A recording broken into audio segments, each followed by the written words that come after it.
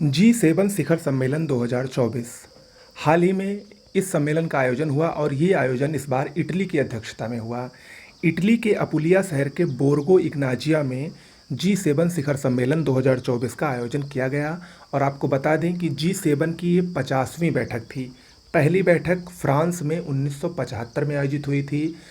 अरब देश और इजराइल देशों के बीच तेल विवाद को लेकर 1973 में फ्रांस की पहल पर G7 का गठन किया गया था और इसकी पहली बैठक 1975 में फ्रांस में ही हुई थी। ये विश्व के 7 सबसे बड़े औद्योगिकरण वाले देशों का संगठन है। भारत की तरफ से इस सम्मेलन में प्रधानमंत्री नरेंद्र मोदी ने भाग लिया और तीसरी बार प्रधानमंत्री बनने के बाद भारत के प्रधानमंत्री नरेंद्र मोदी की ये पहली आधिकारिक रूप से विदेश यात्रा थी। G7 के सदस्यों की बात करें तो America, France, Canada, United kingdom, Germany, Italy और जापान, ये रेगुलर जो 7 सदस्य हैं वो उन्होंने इस सम्मेलन में हिस्सा लिया। जबकि 10 देशों को इटली द्वारा आमंत्रित भी किया गया था, जिसमें भारत, अर्जेंटीना, ब्राज़ील, संयुक्त अरब अमीरात, तुर्की, ट्यूनीशिया, अल्जीरिया, मॉरिटानिया, केन्या और जॉर्डन शामिल हैं। आपको बता दें, भारत G7 का सदस्य नहीं है, बल्कि भारत इसका आमंत्रित सदस्य रहता है। और एक बात और बता दें कि G7 का कोई भी हेडक्वार्टर नहीं है या मुख्यालय कोई भी नहीं है। ओके, आगामी बैठक 2025 में कनाडा की अध्यक्षता में है, कनाडा में आयोजित की जाएगी।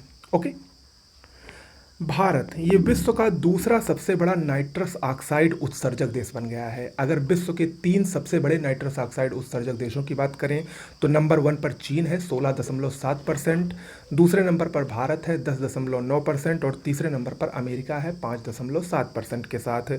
आपको बता दें कि नाइट्रस ऑक्साइड एक ग्रीन हाउस गैस है जो कार्बन डाइऑक्साइड से भी अधिक तेजी से वायुमंडल को गर्म करती है।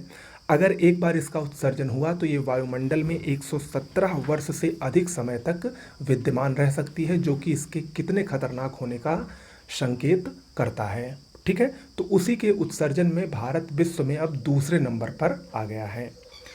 केरल का कोच्चि शहर, ये याद रखिएगा, जुलाई 2024 यानी अगले महीने में जनरेटिव आर्टिफिशियल इंटेलिजेंस यानी GAI पर एक बैठक होने वाला है, एक अंतर्राष्ट्रीय सम्मेलन होने वाला है।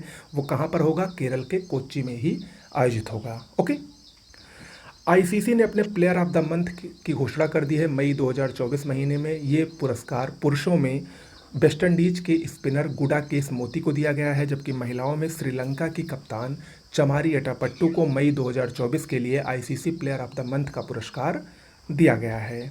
ओके, श्रुति वोरा, ये नाम याद रखिएगा, भारतीय घुड़सवार हैं। अभी हाल ही में स्लोवानिया में आयोजित घुड़सवारी प्रतियोगिता में 3 स्टार ग्रैंड प्रिक्स जीतने वाली ये भारत की पहली घुड़सवार बनी है। कौन? श्रुति वोरा। ओके, विश्व बैंक ने हाल ही में ग्लोबल इकोनॉमिक प्रॉस्पेक्ट रिपोर्ट 2024 जारी की है, जिसमें इन्होंने भारत की GDP के बारे में बताया है। और इसने बताया है कि भारत की GDP वृद्धि दर का पूर्वानुमान 2024-25 में 6.6% रहेगा। पहले ये 6.4% था, यानी इस बार जो नई रिपोर्ट है उसमें इसने भारत की GDP वृद्धि दर बढ़ने का अनुमान लगाया है। साथ ही इन्होंने ये भी बताया है कि 2024-25 में भारत सबसे तेज़ी से बढ़ने वाली अर्थव्यवस्था बनी रहेगी। ओके, तो आज के करंट अफेयर्स में इतना ही। बहुत बहुत धन्यवाद।